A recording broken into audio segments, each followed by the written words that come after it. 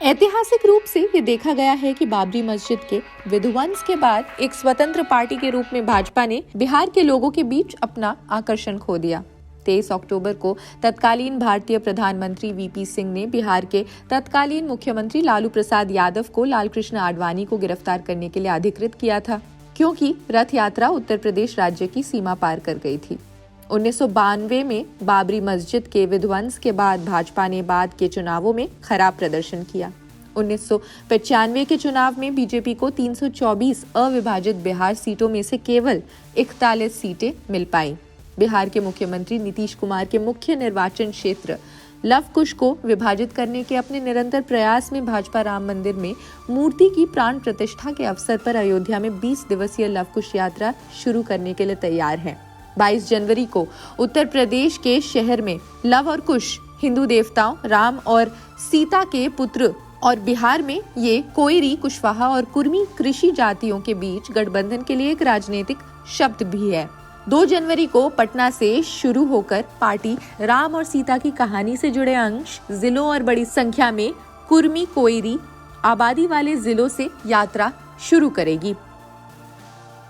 प्रदेश भाजपा अध्यक्ष सम्राट चौधरी यात्रा को हरी झंडी दिखाएंगे, जिसे इस तरह से संरचित किया गया है कि कोयरी कुर्मी जाति के सभी शीर्ष स्थानीय नेता और सांसद और विधायक सहित स्थानीय प्रतिनिधि यात्रा में शामिल हो।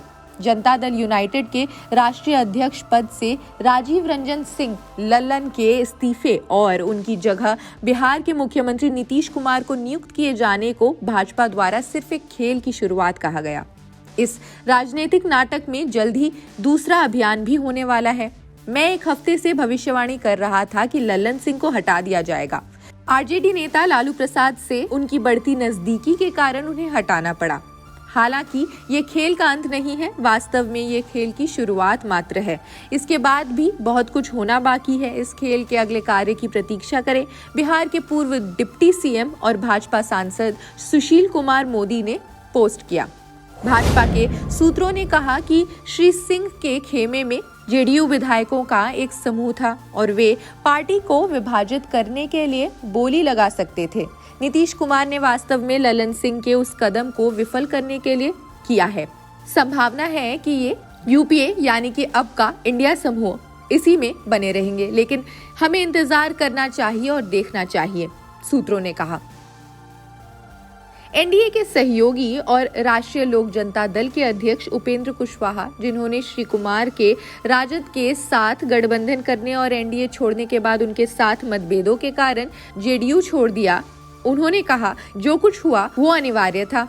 उन्होंने जेडीयू के खात्मे की ही भविष्यवाणी कर दी। उन्होंने कहा, मैंने पहले ही कहा था कि एनडीए से अलग होने के बाद जेडीयू ने जो रास्ता अपनाया है वो उसके अंत की ओर उसे ले जाएगा। काफी समय से ये स्पष्ट है कि लल्लन सिंह जेडीयू से अधिक राजद के नेता थे। नीतीश कुमार ने डैमेज कंट्रोल करने की कोशिश की है, लेकिन चीजें कभी भी पहले जैसी नहीं होंगी, उन्होंने ऐसा कहा। फिलहाल भाजपा का कहना है कि वो इंतजार कर रही है और देख रही है। सुशील मोदी ने जो कहा है उस पर वो आश्वस्त है कि बिहार की राजनीति में कई साल पुराने राजनेता श्री कुमार को भी अभी एक और चाल चलनी पड़ सकती है। सीता से संबंधित स्थान के पुनर्विकास के नीतीश कुमार के फैसले ने उन पर 2024 के लोकसभा चुनावों के पहले सॉफ्ट हिंदुत्व का अभ्यास करने का आरोप लगा दिया। विशेष रूप से बिहार के सीएम ने 2022 में बीजेपी के साथ अपना गठबंधन तोड़ दिया था और तेजस्वी यादव को उप मुख्यमंत्री के रूप में लाकर लालू प्रसाद यादव की राष्ट्रीय जनता दल आरजेडी से हाथ मिलाया था। इसके अलावा जेडीयू ने दावा किया कि भाजपा केवल अयोध्या में राम मंदिर के विकास पर ध्यान केंद्रित कर रही है, जबकि सीता से जुड़े स्थानों को नजरअंदाज कर रही है। खैर, इस किस्से में बस इतना ही। बाकी देश दुनिया की खबरों के लिए देखते रहिए जनसत्ता। शुक्रिया।